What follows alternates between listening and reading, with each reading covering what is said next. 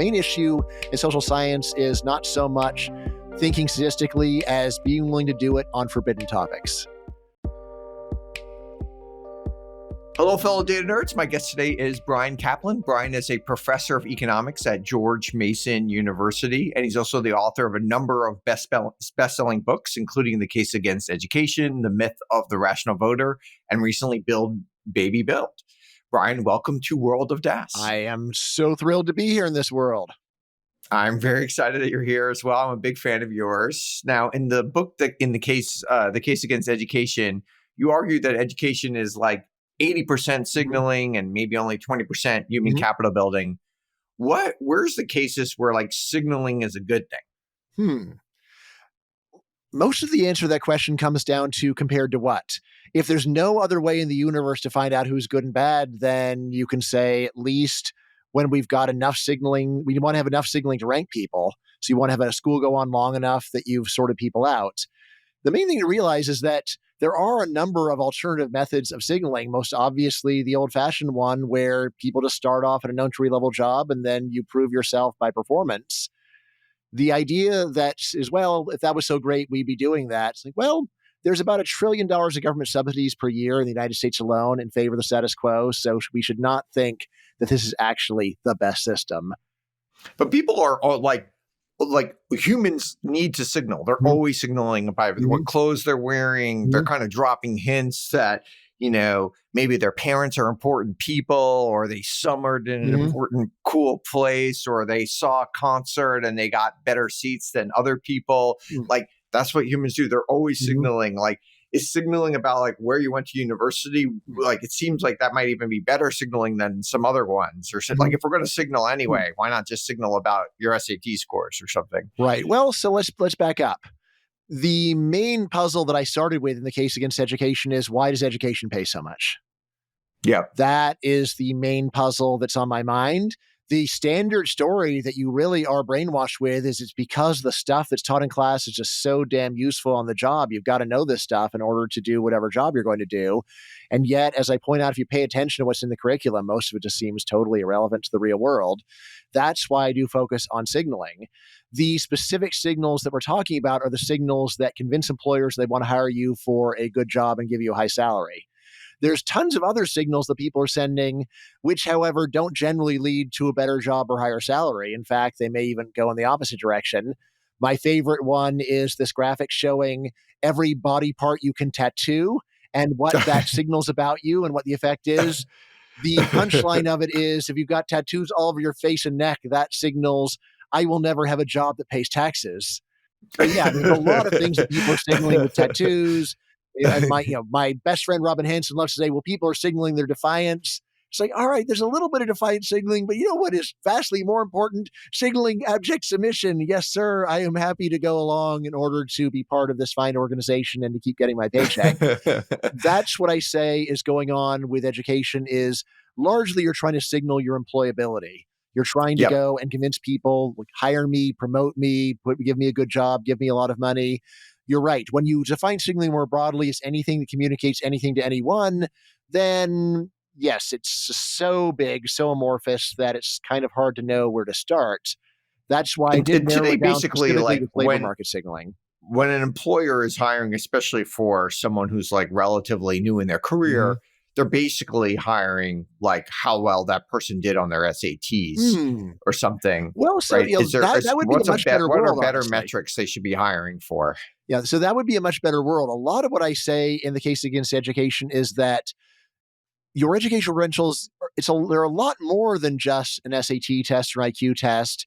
And Ian, if that were all it was, then we could skip school. You could just go and get a job with your SAT scores, which, as you may have noticed, doesn't actually work very well in the real world. No, it doesn't. So what I say is that education really signals a package. Sure, it's signaling intelligence. You look at the MIT grad and you say, all right, genius. But it's not just intelligence. It's also work ethic. It's also conformity. And here is what is really striking about education. If you meet someone who has fantastic SAT scores, they dropped out of high school, do you think they have average work ethic or average conformity? I don't. Well, they certainly don't have average. Yes, I look at that and say, they're on some tail somewhere. Yeah, this person has a problem. this person. Or they may have the tale could be a good tale, but it's a tale that Yeah. you need to dive into for It's sure, a right? very rare tale. Yeah, there were actually some economists saying, well, maybe when you see that someone dropped out of college, you think it's a good thing because it's only the losers that bother to stay. It's like, that's a Right. fun theory to toy with. That is not what anyone in the real world assumes. If you tell your parents, I've decided to drop out of college, your parents are like, oh, goody, we didn't realize we had such glitter on Right, our hands. totally. Instead, it's like, Yeah. ah. No, part of what you're doing a lot of like really interesting research with data. How would you rate just the overall access to data on things like education, career attainment, like all these other types of data that's out there? Yeah, that's a really good question. I would say that there is a lot of data. This is one of the most data rich fields in all of social science, definitely. And yet it is shocking what we don't know. For example, I found it very hard to find a single study in the universe on completion rates for graduate school. Really? Yes, maybe they're still out there. That's I crazy. was able That to seems find like like that would be some, an obvious thing to yeah. I have. was able to find some raw averages, but that's Yeah. very different from conditional probability. Like I'm doing an English degree and these are my GRE Yep. Or scores and this is where I am. this type of I'm rich or I'm poor Yeah. or whatever, this type of income or whatever it is. Right. Yeah. So for undergraduates, we got a lot of data. For high school, we have a good amount of data. For those higher and more advanced degrees, then generally it's actually fairly thin. Then when the part of the book when I was doing things like just estimating completion probabilities in general, you've got some models that have a few basic variables. And compared to the very low quality of thought that usually goes on this issue, adding a few variables is a huge step up because often people will just go and give everybody the average completion probability. It's like, yeah, everybody's not average. It's highly predictable, Yeah. actually. I mean, the really bad thing is that a lot of active researchers, especially when they talk to the media, basically just implicitly treat completion probability as equal to 100%. And then they give advice for both Yeah. policy and Oh, individual interesting. decisions as if everyone who tries succeeds. And that's What totally not percentage true. of people in, let's say, trying to do an undergraduate degree, like for a 4-year college, complete it? Great question.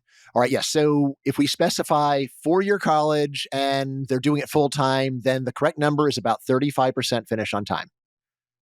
On Yes, time? so that is What percent typical. finish, let's So say, five in 6 5-year years completion of a 4-year degree is about 55%.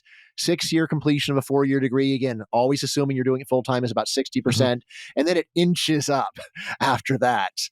So, but that's really low. That's a lot Yeah. lower than I thought. Yes. Because it seems like the worst thing you could do is start a 4-year degree and not finish it because you don't get Mhm. like any of the Mhm. benefits, none of the signaling. Yet you have all Mhm. this debt and all this income that um, gave away during that time that you could have been earning, you could have been learning, you could have been doing Mhm. something in the workplace, et Yeah, so cetera. getting no benefit is overstated, but your intuition is correct. When you really look at the data, what you'll see is that a very large chunk of the payoff for education comes from graduation year, and the other years are a lot less.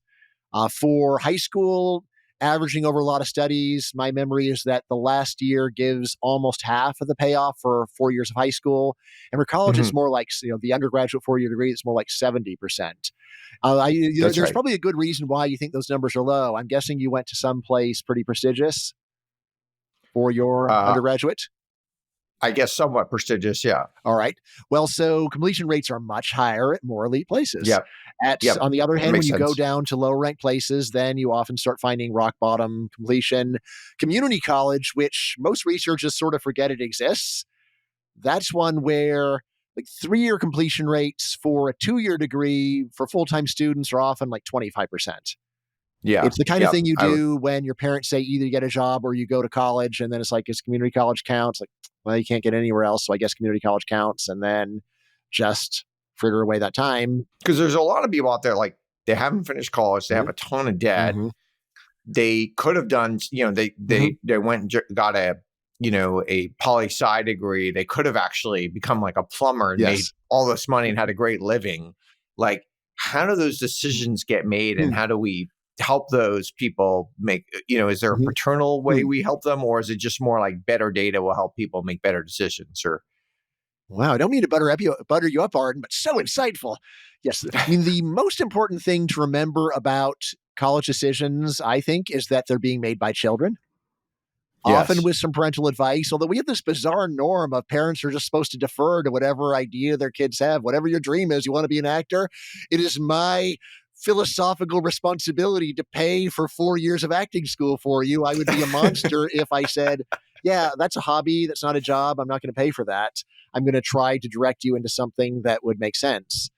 So, yes, there is this problem that these are very important decisions being made by children with a lot of what can fairly be called misinformation by adults, by teachers, by counselors. Yeah. A lot of this is under pressure. So back in the old days, it was standard for a high school counselor to go and say, you're not college material. Think about doing technical school. These days, that's probably one of the few things that get you fired. To say, well, you have all C's. But it's So, well, actually yeah. a great thing that people should do. And sometimes you don't even need technical school, like, which actually means you have to like pay Mhm. or you have to not forego earning income. Yes. There's certain Yeah. jobs where you Apprentice. can be, apprentice, where you actually make money. Maybe you only make minimum wage, Mhm. but you're actually earning something and you're learning at the Mhm. same time. A lot of trades like electrician, plumber, etc. You're learning as you do it. And it's like incredible. And then if you become a good plumber, like, AI Mhm. is probably not taking the plumbing jobs Yep. anytime soon. Mhm. Like it's just it's a Mhm. great profession. You get to solve people's problems. Mhm. You make a ton of money. Yeah, I mean, obviously, this is also a case where parents have some at least hidden mixed motives, perhaps hidden to themselves. I think most upper middle class parents would be embarrassed if their kid was a plumber, even if he was That's making more money. probably right. They would And probably be yeah, happy if like the kid had a history degree mhm. but was working at Starbucks than if they were a plumber and they were earning a real The living or Starbucks something. one, maybe actually, if it Yeah. came out that way. But the thing is that most parents just have trouble imagining that their kid that goes to college will end up being a worker at Starbucks. They're kidding themselves. I did find actually some really cool surveys where you just ask parents when their baby is born, will your kid go to college and graduate college?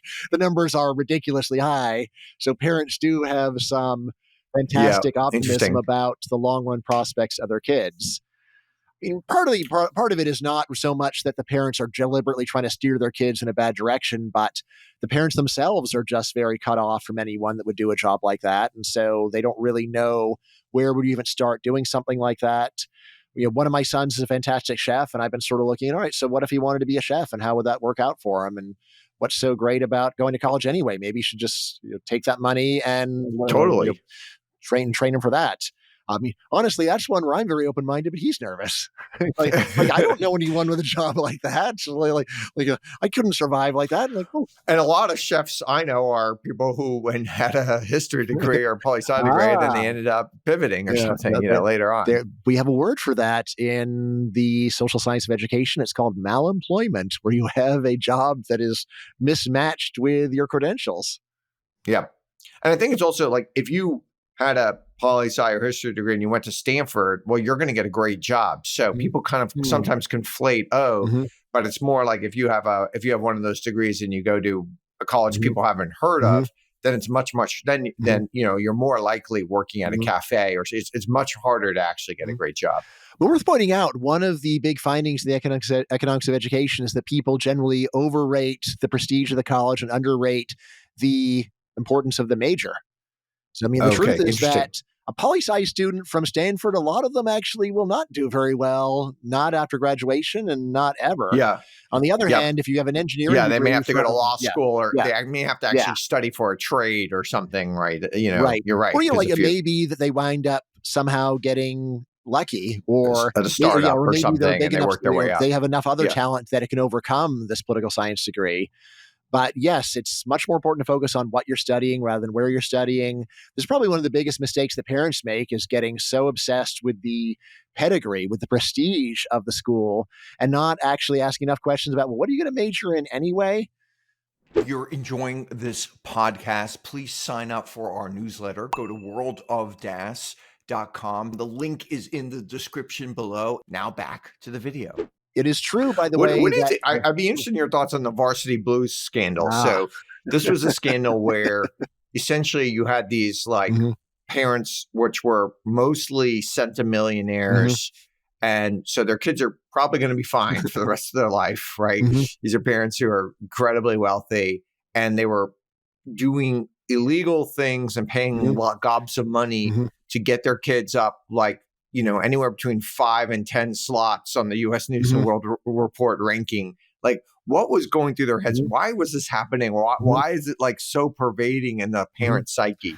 See, when you're that rich, then you probably are not really focusing on getting your kid a good job. For then, a lot of it is bragging rights and what do you tell You're other bragging your parents friends at the yeah, and of club. course just shame avoidance, right, Yeah. is perhaps even more important. If your kid's not getting into a very top school, at least he's at USC.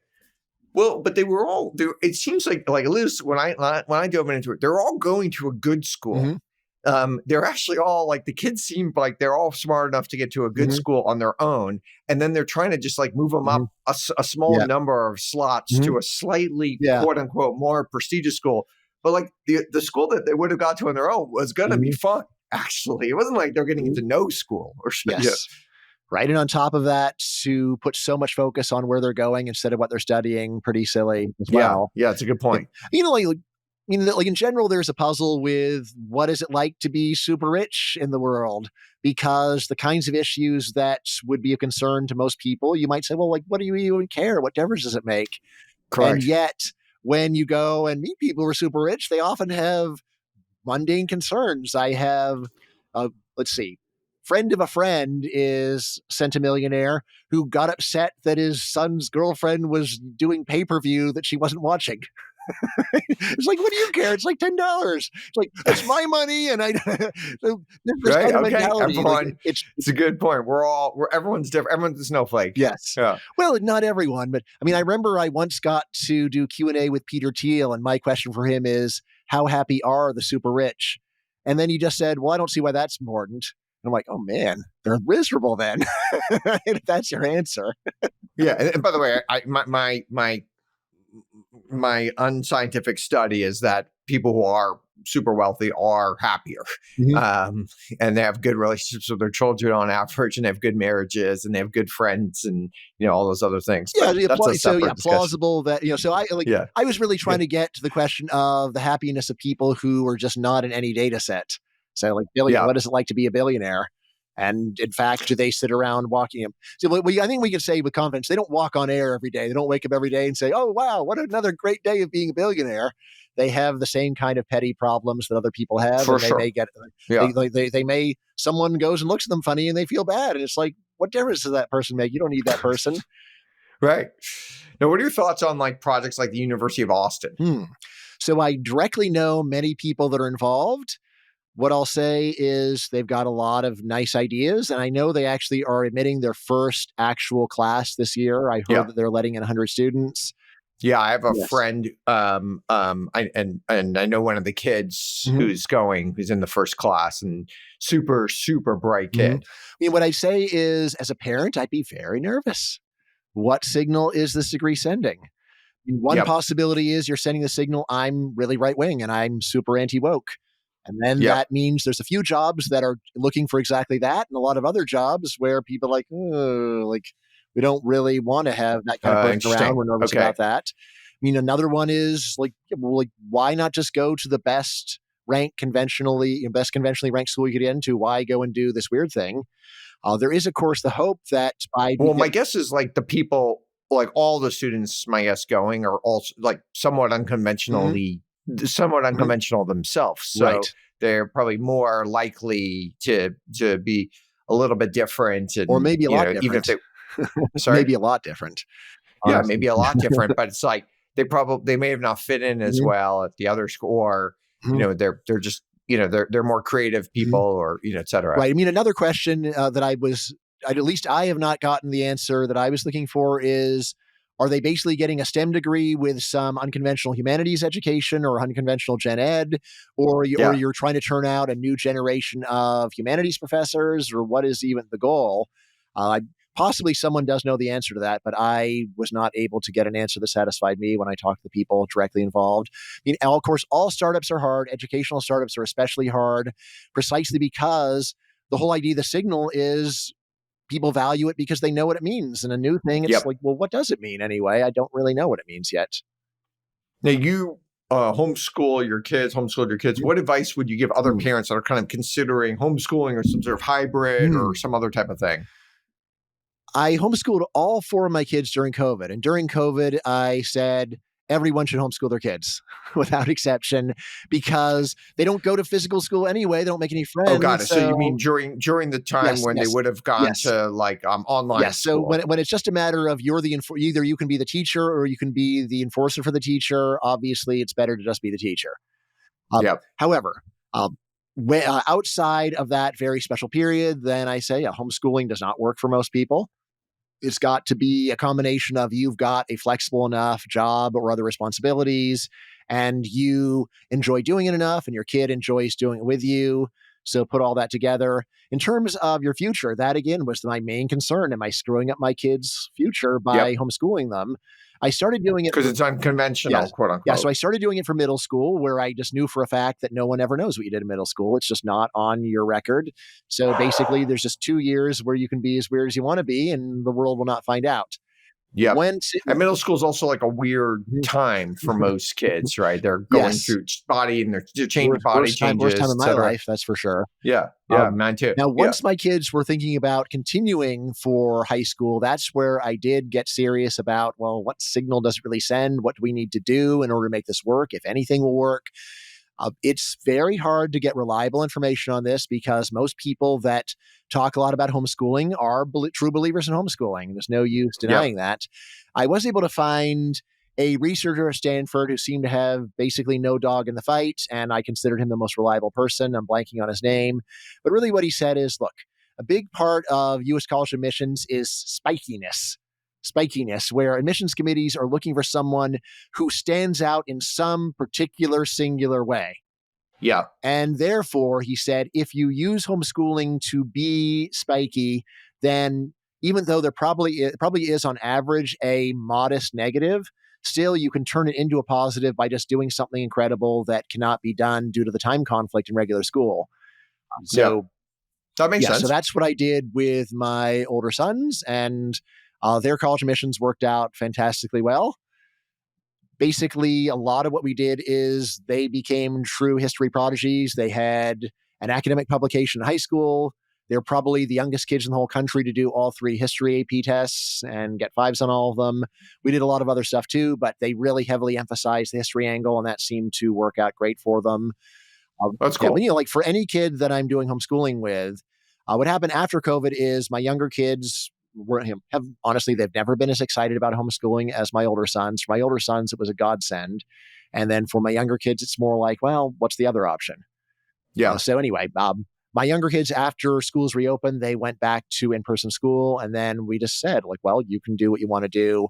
My daughter wanted to stay in regular school to be with their friends, and my younger son said, no, I want to come back and learn from you. And so that's what we've been doing. But for each kid, I really do try to customize it and just say, well, what do you actually want to do? What are you interested in? What are you good at? And try to go and design it around that.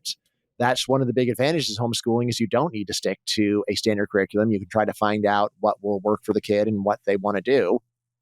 What do you think of where do you think like AI will have Hmm. implications in how we teach our kids? My honest answer is I think very little because the system's broken. It's just totally dysfunctional. Yep. Let me put it this way. There's this really cool article that I read about evidence-based pedagogy, and it just went through a lot of different pedagogical techniques where they have actually done proper experiments to causally evaluate their efficacy. All right, now one of the sections of the paper was highlighting. Just literally taking out a marker and highlighting, and they just did experiments. Some people highlighted, some didn't. Tried to measure how much highlighting actually improved retention, and the answer was zero. Highlighting is a totally useless thing to do if you just want to learn material. All right, Hmm. great. Okay. Now, then once I went to a back to school night, and the teacher there, who was very nice, said, and we're going to be doing a lot of highlighting this class. And my reaction was, do I raise my hand and say I've read Don't a do it. You're summary going of to embarrass all your the yeah, of kids. all the actual science on this, and it says this is a waste of time, don't bother. And I'm like, that will not work. This person is very nice, but like, which that is my honest view of almost all teachers. They're nice Yeah. people, especially the ones who teach younger kids are, of course, very nice people, but they're not very logical. They're not very evidence based. They are just not interested in coming up and finding pedagogical techniques that actually lead to learning, that lead to retention or application. They do change their methods, but almost totally based upon fads and ideology. So you'll Yeah. suddenly say, "Oh, we're all going to be doing group projects." Or the principal, Yeah. or the Yes. school says we're moving in Right. this direction Yeah. or At least something. in my area, normally it's set at the county level, and then the Yeah. county establishes we have a new philosophy. I remember being at back to school night that now our philosophy is like, I don't really want a teacher with a philosophy. Like, Yeah. why do you have a philosophy? Like, how about you Just just like go teach them and facts and yeah. help them learn. Yes, I mean, you say, well, that's a philosophy too, right? But yeah, Well, one of the things I think people, like a lot of parents, figured out in COVID was like just how little their kids were learning based on the amount of time they were learning. And it seemed like they were basically in the 7 hours they're spending in school, they might be learning 1 or 2 hours worth of things or right. something. Right. And then also, if you just look at tests of adult academic skills, so about a third of the adult US population is pretty much innumerate and illiterate. They do know the numbers and letters, but in terms of being able to do very basic tasks, right? And I think a lot of this is just lack of time on task, Yeah. where you have someone who can't read English well and you make them do a foreign language requirement. It's like, no, what a ridiculous Yeah. thing to do. Yeah. Let's get better at learning English. Yeah. Now, one of the recurring themes in your work is that self-reported data is overrated. Mm-hmm. Instead, you should look at what people do and Mm-hmm. not what they say, especially when when it comes to making like policy Mm-hmm. decisions.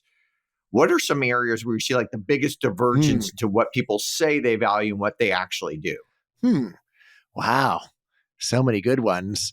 But if you just start with, like what's most important in a job, then standard reactions like to be able to help people. And Uh, yet, yeah, when you actually look at the jobs that people do, that is a far, the most, the much better predictors are just things like money.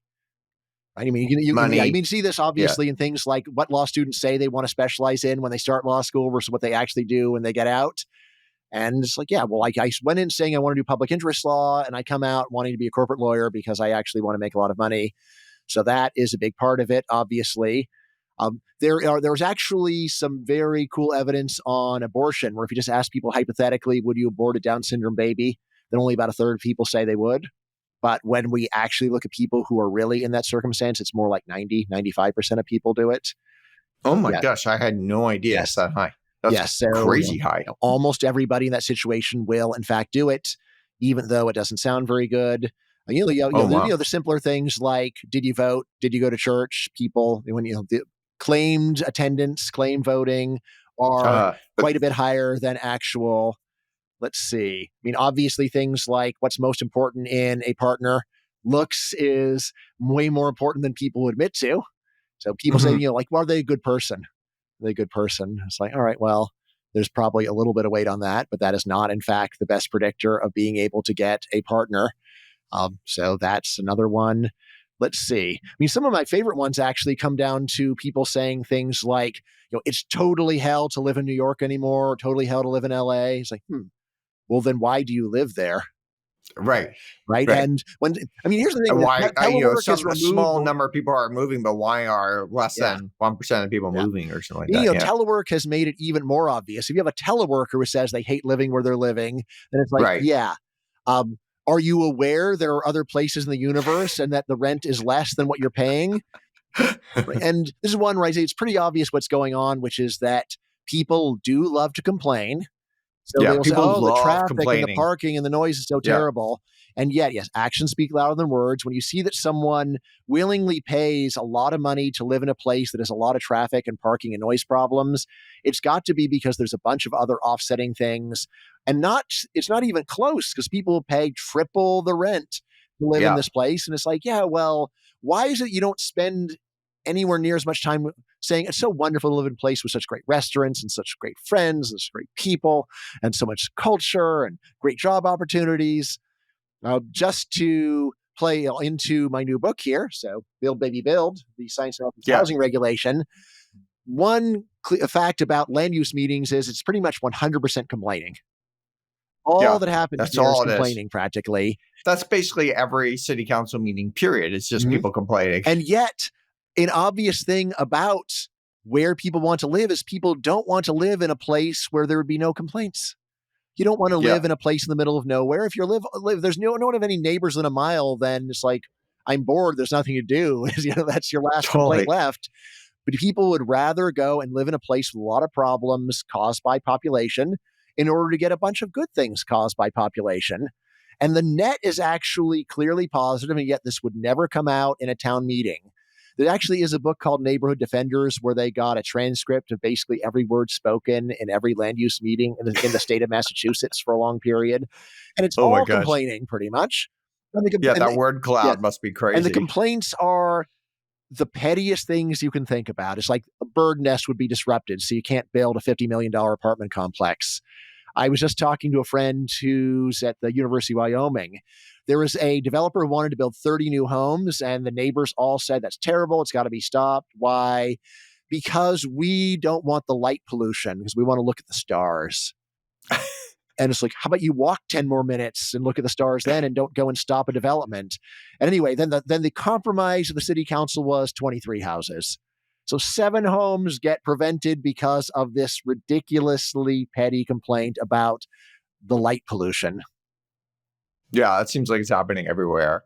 Now, are there data sets that you would love to see but Hmm. just can't access either for like ethical reasons or Hmm. legal reasons or Hmm. like just not Hmm. available? I mean, the ethical ones, that's actually where I start. I am a big defender of voluntary human experimentation, and I think that whatever people say they're willing to do is fine. And the standard of you can't give informed consent to a new thing is, I think, absurd. This is actually a standard part of it. It's like, how about I know this is a new thing and it's hard and unclear what's going to happen and I consent anyway? That seems to me Yeah. totally fine consent. So there's a lot of classic experiments that are just really hard to do, like the Milgram experiment. That was finally actually nearly replicated with just the most objectionable parts removed. But you probably know the Milgram experiments, right? Where, Yeah, yeah, all yeah. right. So The anyway, there's shocks just one. a lot of stuff Yeah. like that, which we have rules based upon actual medical experimentation with injecting chemicals into people, which are then used for psychological experiments, all on some totally made up theory that people are traumatized for life by something like the Milgram experiment, even though there we know the data and like hardly anyone said to be they were traumatized at all by it. So it's just made up, and someone saying, "Well, I would have been traumatized. We have to stop this, protect people." Like, give me a break. Yeah. So yeah, I would really like to go and see a very What wide about just range like of psychological imagine like experiments. merging more sensitive data sets. So we've Mhm, got like the IRS data mhm, set and the Medicare data set, mm, and we've got some crime data sets, and somehow we merge them, and mhm, you could querying them anonymously. You would never know it's Bryan mhm. Caplan or Auren Hoffman, but somehow you can get like Yeah. the overall population data. What about those types of I think things? that people like Rod Shetty are actually able to get that. You may say be good if it were more broadly accessible. Yeah, it's like it's Right. Raj Chetty Yes. and Raj Chetty. Yeah. Like that's Yeah. like Well, yeah. Bryan Caplan. You don't have Yeah. access Yeah. to it, right? Other Yeah. great academics don't have access to that I mean, data. honestly, I would just like there to be data sets that had personality measures and economic measures. So there are a bunch of psychological data sets, there's a bunch of economic data sets, but usually there's just very little overlap. So it's hard to find Yeah, out. You know, there are definitely some papers on which personality types make more money and things like that, but they don't have the control variables that you'd be hoping to get in yeah, and other those are data hard. sets. Yeah, they're hard to get. Like it's an N Mhm. of 20 or something, right? Or Right. something. Yeah. So that is, I would say, a pretty big problem. At least be nice if you could go and get that stuff. Let's see. What else? I mean, like I said, like just to have more data on the predictors of completion of educational degrees. Yeah, that would be Yeah. awesome. I mean, here's the thing is that when you go and read economics of education, there are hundreds of papers on very Picayune topics, and then hardly anything on something which is a much bigger deal, which is, yeah, what's college completion for this person going to be? And Yeah, I think there really is a kind of noble lie idea underlying it of, well, if we want to study that too closely, we wind up saying that a bunch of people shouldn't go to college and everybody should go to college, of course. And it's like, yeah, like, yes. that could be wrong, right? Like, why is it so Well, great for certainly everyone to go to college? if we push someone to go to college and it turns out to be a negative ROI for Hmm. them, which either they Hmm. complete it and it's a negative ROI or they don't Hmm. complete it and it's very negative ROI, then we did, we did a bad Mm-hmm. thing to that person, especially if we could have somehow predicted that they would have a high likelihood of having a negative ROI. Yeah, absolutely. Right. And and on top of that, like, it's also worth remembering that a lot of young people run out of patience. The idea that a lot of people have is, well, everybody should try college and that doesn't work out for you, then you could go and try something else. I think there's a lot of people, especially young guys, if they do what they're supposed to do and it doesn't work out, they're just like, screw it. Then I'm just going to go and get whatever the most basic job that I can get Yeah, is. That's why I'm a big fan of starting vocational education options at 12 absolutely. before young guys actually have the option, really have the option of saying, I'm giving up on this. Well, how about we just go and give you a bunch of things and let you Right.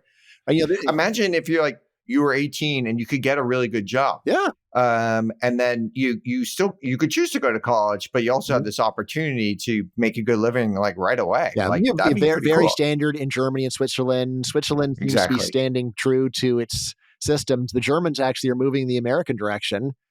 The way that I put it in the case against education is people have this idea that vocational education is very narrow and you're basically pigeonholing a person for, you're just a plumber. That's all you can ever be. Whereas if you send someone to college, then it opens up endless horizons. And I think, no. For most people, college opens up no horizons because they don't study anything that actually directs them to any particular job.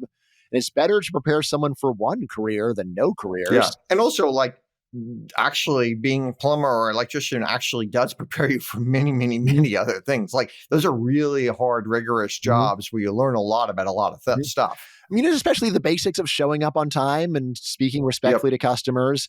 Honestly, this is a standard problem, especially for young males to have, is just, I don't feel like taking orders. I don't feel like getting along with other people. I'm my own man. And it's like, yeah, like, that's not a constructive attitude, actually. I'm sorry. Yeah.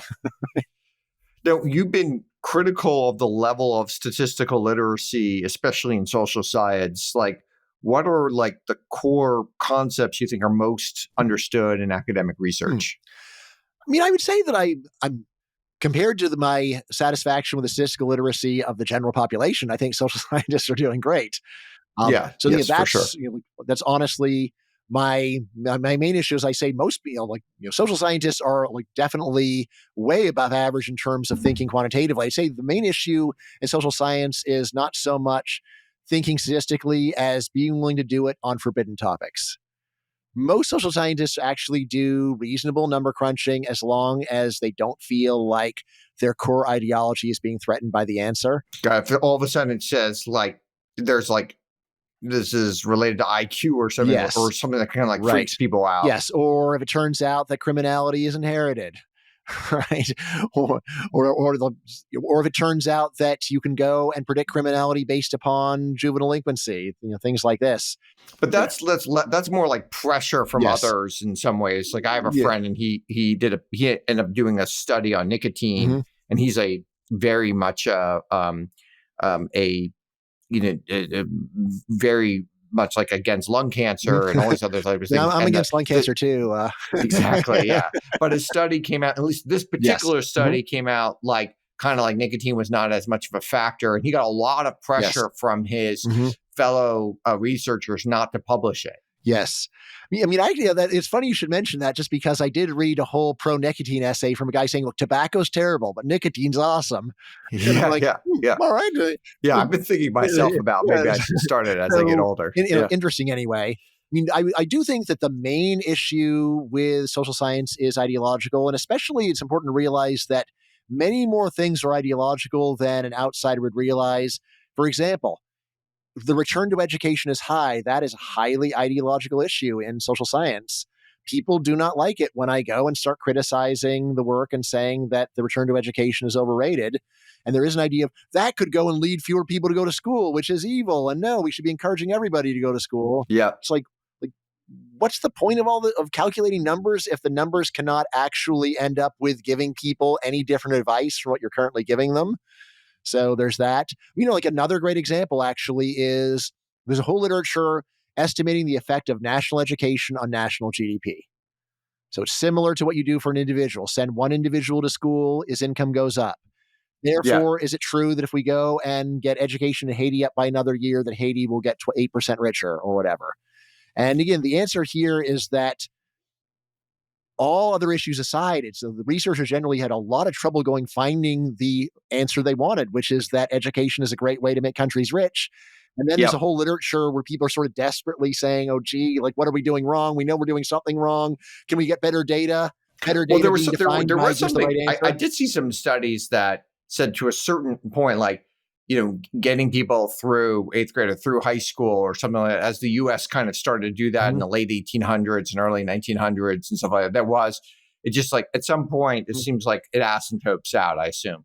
I'd say that's not even true either. That's sort of another Okay. story that at least kind Really? of Okay. salvages people's sense of the world is just and it's okay. I mean, I'd say actually when basically the studies that get publicized say the kind of stuff you're saying. Yeah.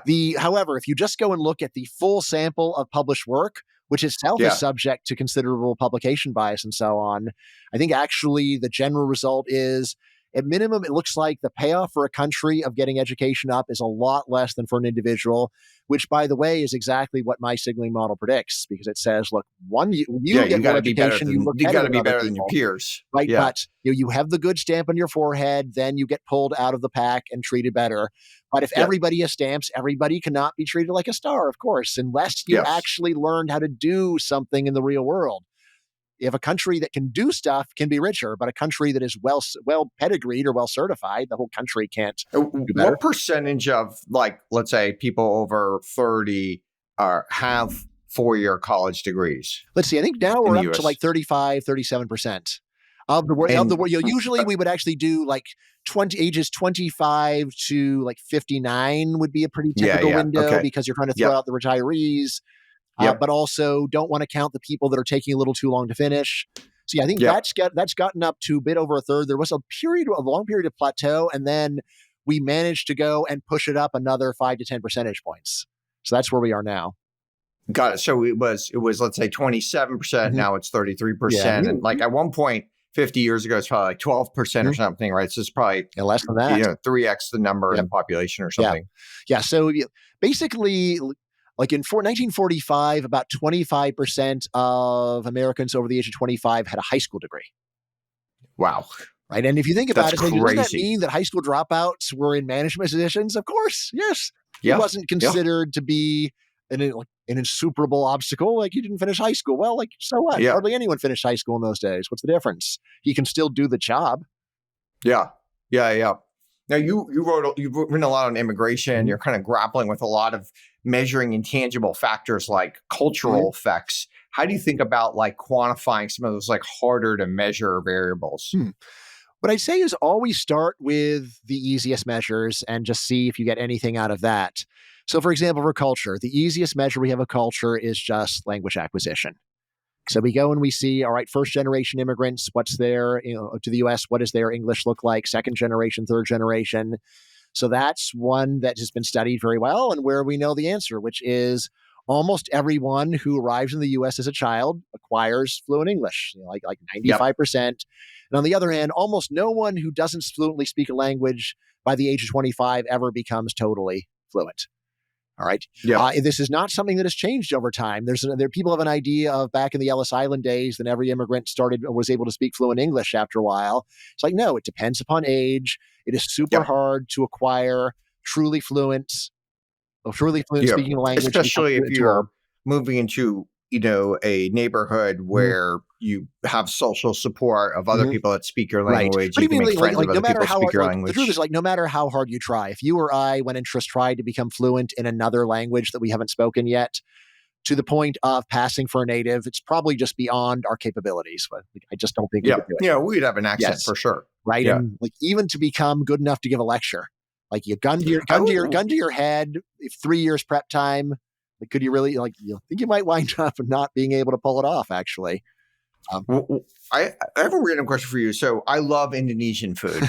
And in the US, it's like basically impossible to find a good Indonesian food restaurant. There's 200 million people in mm, Indonesia. Like, why don't they show? And I've never Mhm. met an Indonesian Mhm. in the U.S. I've met people from so many countries Mhm. in where I never meet an Indonesian anywhere Mhm. in the U.S. Like they're in Australia, they go Mhm.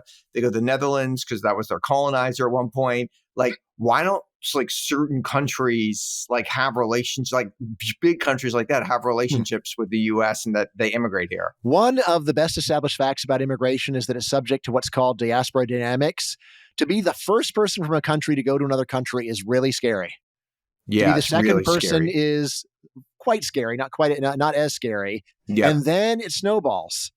If you don't get that initial wave, then you often won't get the snowballing. This gets compounded by the law because the fundamental base of U.S. immigration law is family reunification. We have a tiny bit That's right. for work, very little. We have a lottery, which actually is another weird thing. But the main base is family reunification. So you've got to go. Basically, step one is you got to get some people into your country for some reason other than family, Yeah. because otherwise you don't have the initial people, because the first person Okay. can't come through family reunification, right? By definition. And then once that happens, then family reunification does snowball. I wouldn't be shocked at all if Indonesians actually became a large group in the US. 1980, there are virtually no Indian Americans. Correct. Right. Yep. And how did it happen? Well, a combination of getting in through those work visas. And then Yeah. once you're in, family unification is the key. And the way that family unification has worked in the US since 1965 is you can bring in siblings. And if you can bring in siblings, they can bring in their spouses.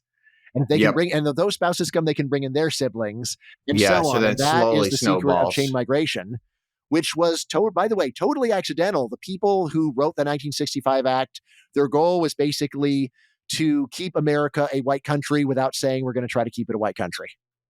When you read the actual legislative history, the statements, they did not want to go and open the border, but they just didn't really realize how many people in the third world would love to come to the US if they got any opportunity at all. Yeah. And on the other hand, Yeah. how It's the few best people place to from come to. European countries are excited to come.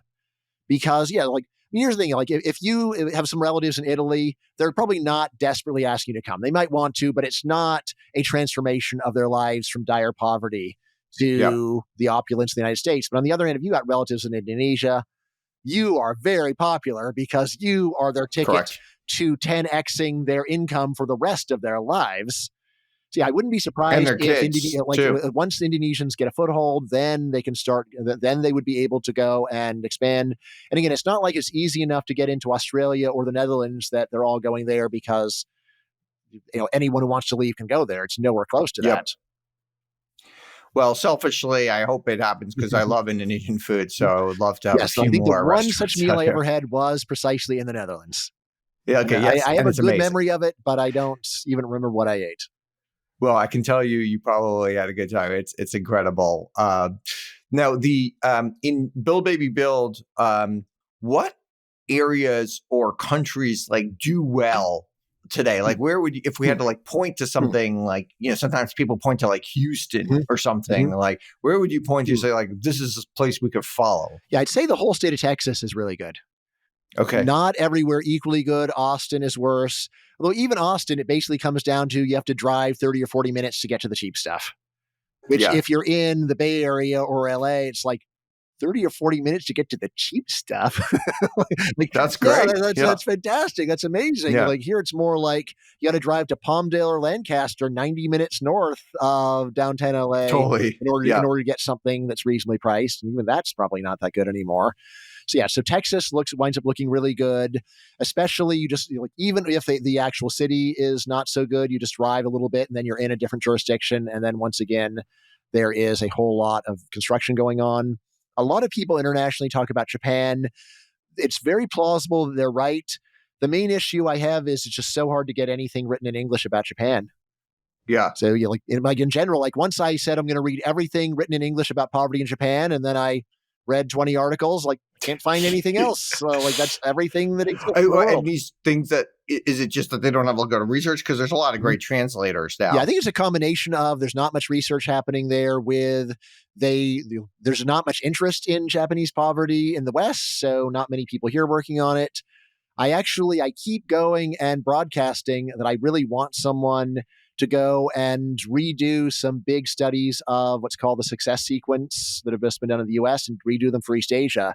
Because it basically does say that, well, just to back up, the success sequence is a really simple idea. It just says that in the United States, you can avoid poverty with near certainty by doing three really easy things. One is graduate high school. Two is get a full-time job. Three is don't have any kids until you're married. Do those three things and you'll almost certainly not be in poverty. Right now, what's interesting is we know that East Asia, basically almost everybody does those three things in East Asia. Yeah. And so by this logic, there should be almost no poverty in East Asia. If you just look at some official numbers where they measure it by people who are at half the median, then they still have quite a bit of poverty. My thinking is you need to go and look a little bit harder. And I think you will see, in fact, that really serious poverty actually probably barely does exist in East Asia. And it's just hard to get and, the right and it could measure. be that those are people who are, under 25 and they're just kind of starting their career or something like that. There's that too. But anyway, so I'm really looking for someone who's got the language skills to redo the stuff for East Asia. That'd be super interesting. Anyone who wants to and do by the way, project those three things are they're so obvious. They're just so we don't teach those three things enough. Right. Literally, just do these three things. It's not that hard. Yes. And you will have at least an okay life. Yes. I mean, there are a lot of people who get angry about this and says, well, that stuff is not actually easy. Right. And this is where I'll say, well, it might not be easy, but it's doable. Actually, everyone it is could really achieve easy. that. So most U.S. high schools will graduate you purely on showing up and trying. That's just fact. Second of all, most poor people themselves say it's not hard to get a full-time job. And third of all, knowledge of human reproduction is extremely prevalent, actually. That's right. There have actually been some people think, well, maybe teens who get pregnant don't understand where babies come from, and that's been studied quite closely. No, they know. Right? Yep. So it's not that. And again, this is not saying you have to cure cancer to get out of poverty. That would be fine. That would work too, but hardly anyone. One thing I'm super interested in is Americans are moving way less than they used to. Why is that happening? Yeah, so part of it is one of the main things you want to do when you move is move to a better job. And as I show in Build Baby Build, in the past, that used to work really well because housing prices did not vary very much by part of the U.S. that you were in back in, say, 1940 or 1960.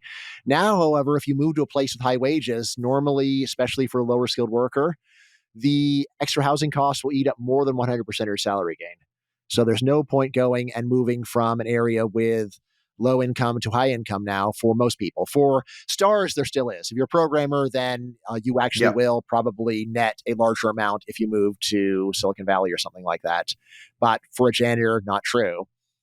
No, is that really true? Because if you can only get a job at, let's say, the fast food restaurant, and then, you can move to North Dakota right now and yes, your housing costs will be significantly higher, but you could move to North Dakota and probably get a extremely high paying job there. And you could be on your way to doing something pretty exciting. Is that actually true? So these are all based on averages, like almost everything in social science. So it doesn't mean that there are zero such options, but it just means it is a lot harder than it used to be. And the typical person who has a low income right now, if they just move to a similar job in a higher income state, they would first of all get a raise. But second of all, that raise would generally not not cover the extra housing costs. So it would not be worth it.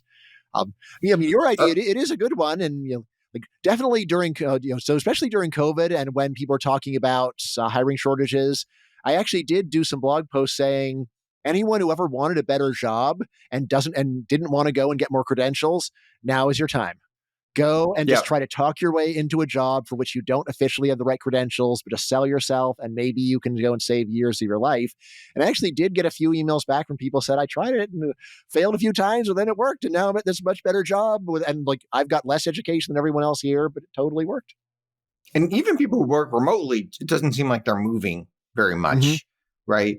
You could move to a lower cost place, as you were kind of mentioning before, but it doesn't seem like there seems like there's at least it seemed in the water that people are just less risk taking. They're less willing to try something new. But maybe I'm reading too much into it. Yeah, there's probably something to that. There is this idea that as people get richer, then they're basically willing, you have to pay them more in order to go and disrupt their lives. Yep. Although that doesn't really fit with the fact that it's actually high education people who are more likely to move. Yep. So, I mean, But yeah. then they figure, oh, it's easier for me to hire for, help for Mhm. my kids, or it's easier Mhm. for me to like take a plane ride back or something like Yeah, that. so it could be that story, or like I always tend to go back to personality stories and say, well, there's differences in ambition, and more ambitious people are more likely to go and get a better job, and also more likely to be Yep. willing to just uproot their lives. They're more likely to identify with work colleagues rather than relatives. So again, that's not always the right story, but that is where I tend to start. Is just thinking about, well, how are the people different in their hearts?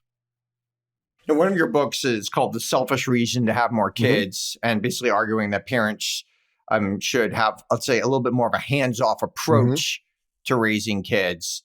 Why is it that, like, when I was a kid, the only insane parents were the immigrant parents, and they were like in their kids' lives? Today, every parent is like those Hmm. immigrant parents. Every parent I Hmm. know is like insane, and they're all like literally like just spending all their kids are on travel teams, and they're doing all this. They're just spending so much time on their kids, and so that assume prevents them from having more kids. Hmm. Like, what has gotten people's psyche that they have to spend so much time on it? I think there is just a theory that people have that the cause of success has to be parenting. So when you see that kids from successful families tend to be more successful themselves, people are very quick to say correlation, therefore causation. That must be the actual secret.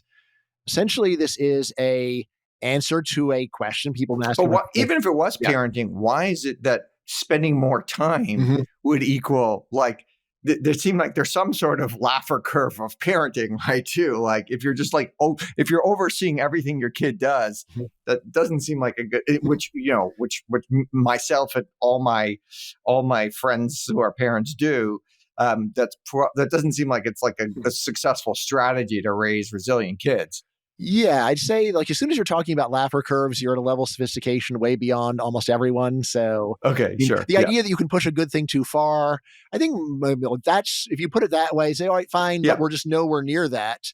And rather, I think people would say, look, my kid is competing with the kids in the Varsity Blues scandal, so I've got to do even more in order to give my kid right, a fair totally, chance. right, So there is this right. very popular theory that the reason why the children of successful parents succeed is because of the parenting. It's got to be this very high effort and expensive both time and money style for it to work.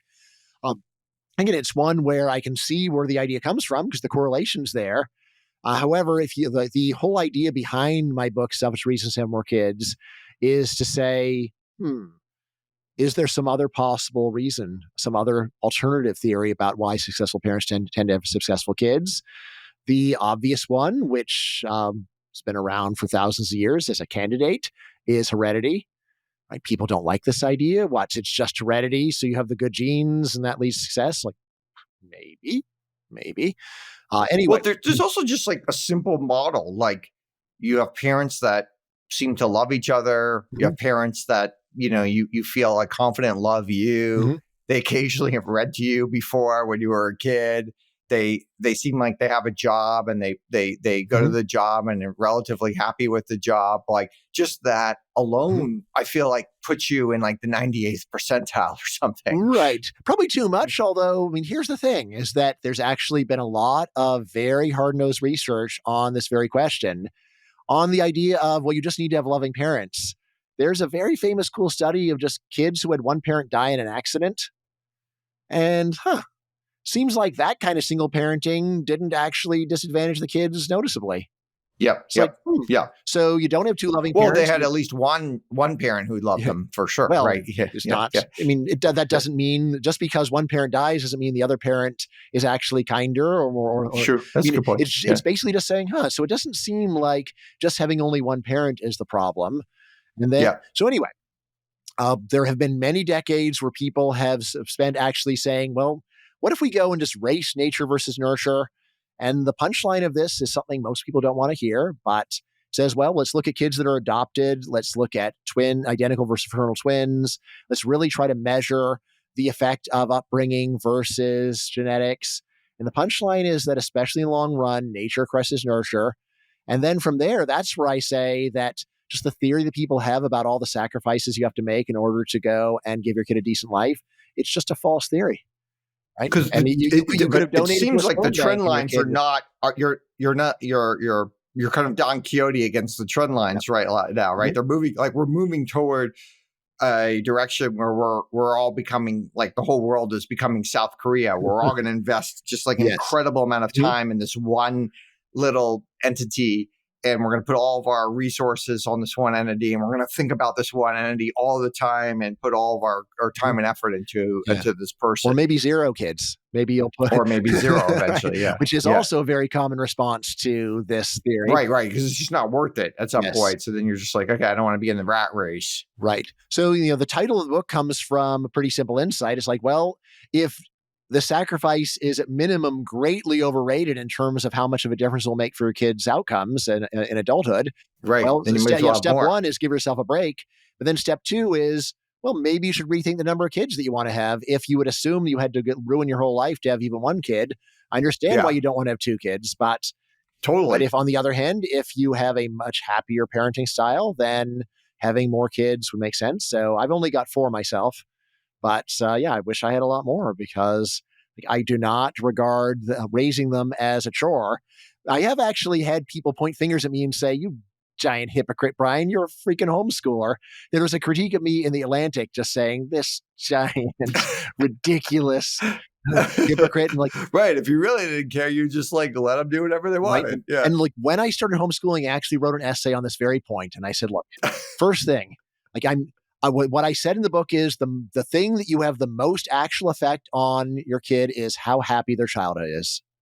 You Yeah. probably can't even have much effect on their adult happiness, but you can totally change their childhood happiness." And I just saw that my kids, my older ones They just especially, were were super unhappy. unhappy in Yeah. regular school. And I brought them to homeschool and I just saw they got big smiles on their faces. And it's not a perfect experiment, but it's so close. Like there's just no doubt in my mind they were way happier being homeschooled because they just hated regular school and they loved the atmosphere of Yeah. homeschool. Yeah. So that I said that's the main reason I homeschool my kids, is to give them a better childhood. And that is totally consistent with what I said in my book, because that is the kind of thing that you actually have a lot of influence over. And then the other thing I said is, if you really want your kids to have a very different future, you've got to go and do something radically different. You got to go way outside the norm, because all the research is based upon people that make it into data sets. So, like, well, that stuff doesn't seem to work. You got to try something really different. Like, we know that almost basically no one learns a foreign language in regular high school. Does that mean that no one can learn a foreign language in high school? No, it just means that nothing normal works. So what do you Yeah. have to do if you really want it to happen? It's like, yeah, we got to move to another country. We got to do Yeah. Totally. something way out of the range. And that was also my thinking for my twins. As I said, well, look, instead of going to middle school, they're going to be brought to the economics department at George Mason University. And instead of hanging out with 12-year-olds, they're going to hang out with the professors. And instead of doing the stuff for babies that they do in regular school, they're going to take college classes. Yeah. Right now, even then, I said, look, maybe that won't work, but at least that's the kind At of least thing they're you would having have fun. to do if you really wanted to get a big difference. Is just something radically outside the norm. All right. 2 more questions we ask all of our All guests. right. First one is, what is a conspiracy theory that you believe? Conspiracy theory that I believe. Let's see. Um, Crypto communism is actually a really, really big deal in the history of the 20th century. So that is basically Oh, explain this. so it's a John Birch Society word, or at least made popular by them. Crypto communist means secret communists. So the idea that there are secret communists in the world who get to power pretending they're not communists, and then once they're in power, they've got a big plan in order to actually go and bring their country into communism. So I say that there's a number where it's just completely clear on the historical record. Castro was a crypto communist. He did not say he was a communist until after he had a stranglehold of power in Cuba. And then the mask comes off and says, yes, I am a Marxist Leninist. Right. And another example. So I'm a big Spanish Civil War buff, and the view that at least a large part of the Spanish Republican government were crypto communists. I mean, of course, they also had open communists, but out of the remaining ones were crypto Yeah. communists. And that if the Republicans had won, they would have turned Spain into a communist state. I think that's true. And then there's a lot of other cases where I'll just say, once you appreciate the role of crypto communism in history, the when the fact that someone said that there's like a U.S. coup against someone, and they said, well, but he said he wasn't a communist. Like, okay, well, what do you think he's going to say? So Mossadegh in Iran. If you go and read the history of that, do we know he was a communist? I'm not sure, but he certainly had a lot of communist friends. He's a plausible crypto communist. Or Benz in Guatemala, another case where people get so upset that this democratically elected leader was overthrown. It's like, Right. well, what if he was Allende and planning on Chile and establishing a stuff. communist Yeah. dictatorship? And how do you know he wasn't? It seems like there's a Okay, lot. I love it. This is a good Plausible. conspiracy theory. Last question we ask all of our guests: what conventional wisdom or advice do you think is generally bad advice? And I think we went over like 20 of them already in this podcast. So what else do you think is conventional wisdom that you think is generally bad advice? Wow. I really want to give a good one for this. Let's see. I think probably my favorite one is that you should not go and just cold approach strangers and ask them out for a date, assuming you're single. So I think there's a general view. People say that there's like advice that says don't do that. So let me listen. I think most people are terrified of this, and certainly people are terrified. But wouldn't the advice be just like go up to somebody in the supermarket and ask them out? Like, isn't that the advice you would normally give someone? I think like it's the kind of thing that is practiced by a small number of extreme extroverts, and then I think the rest of the population, like think about it this way: if you were to go and ask your friend, "Should I go and do this?" I think the normal advice is, "Oh God, you can't do that." Some of it is. Oh, really? I think the normal advice is you should definitely do it. Just no one ever does it because it's so scary. But maybe I'm wrong. At least when I talk to like younger people, college students, especially like even like my daughter is a 12-year-old, she'll say, "Oh, you should definitely not do that. That's creepy, Dad. That's creepy. Don't do that." Oh, okay. Part of it is the idea that it just equals harassment. And it's like, well, like you don't know that they want you to ask. Well, how am I supposed to find out unless I go and ask? It's like you don't find out. It's like, well, how will people meet other people? Like you have to go on an app. Like that's the only way. Well, certainly it feels like in real world, in real life, like the people, like just the amount of times people talk to strangers has gone down dramatically. Like I don't talk to anyone anymore. When I'm sitting on an airplane, no one ever talks to me when I'm on an airplane. I don't even talk to my Uber driver. Like, it's just like, it just feels like it's moving. You always have stuff in your ear when you're walking around. Plausible. Yeah, actually, Auren, if you let me rephrase, let me actually give a more generalization. Like, the direct approach is best. This is what, in dating, the direct approach is best. So, like, you're not maximally direct, but still like much more direct than what most people are currently doing. Guys, so if you want to go on a date with someone, instead of like beating around the bush, just say, "Hey, I would like to take you to coffee" or something. Yes, I mean, I would even go further than that. Just saying, look, see how exactly. Well, so like I actually did 2 essays in this, one for men, one for women. And for women, I just said like any guy that you think is promising but is just a little bit shy, just tell him you seem very promising. And just see what happens. Okay. So that you seem very promising, but not like I want to go on a date with you. Like you seem very promising. It's very close. It's very close to asking and to see what the person says. This is what I tell my 12-year-old daughter, and I say, look, the kind like in the future, guys will start asking you out, and the guys with the courage to do that are totally unrepresentative of normal males. These are basically like the 5 to 10% most extroverted guys. And you might not want that. Might be a bad selection. And I say, like, avoid those guys. They're trouble. Yeah. What you want to go is find guys that check all of your other boxes, but they're too shy to ask you, and then you just go and tell them you seem promising. Not the subtle thing where you drop a few hints, but just look them in the eye and say you seem promising, and see what happens. I think actually the hints are bad because it's really hard to pick up on the hints. Yes. Like, exactly. The batted eyelash or something like no one's going to, people are not going to use. Yeah, exactly. Just like clearly just tell them right up front. So the very direct approach, strongly recommend it. What's the advice to boys, you said, or men? Yes. I mean, so like my main advice there, this one is more conventional, though I still think it's good, is like put way less attention on looks. You could be dating a supermodel, but if they have bad personality, you will be miserable in a month, and you'll be miserable for the rest of your life. Far better to go and find someone with a good personality who you consider of average looks, and that's what you should really. I feel like this is a very easy advice to give, but very hard to take. Yeah, so like it comes down to like, well, what has your experience been like so far? Yeah, I haven't Yes. been Okay. happy. All right, well, there's this classic definition of insanity is doing the same thing over and over and expecting something Yeah. different to happen. So yeah, I would say that. So focus much more on personality than on looks. I'd say the same thing to women too, but I think that's a smaller problem for women.